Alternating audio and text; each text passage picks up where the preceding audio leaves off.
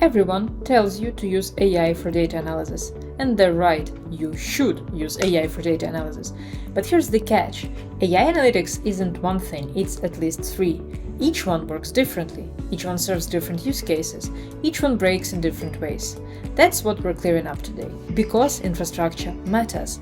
Especially if you want reliable results with Vibe Analytics. There are three main types of AI analytics infrastructure. Type 1.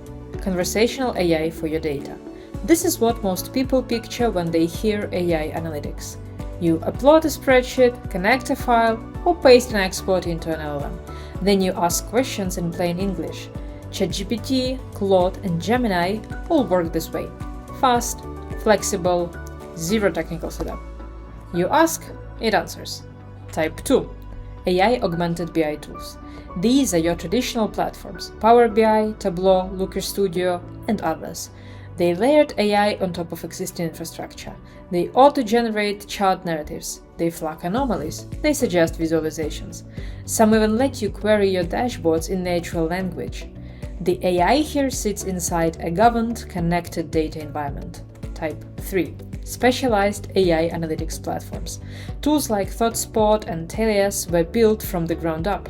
They query structured business data using natural language. This isn't a BI tool with AI bolted on. AI is a part of the core architecture.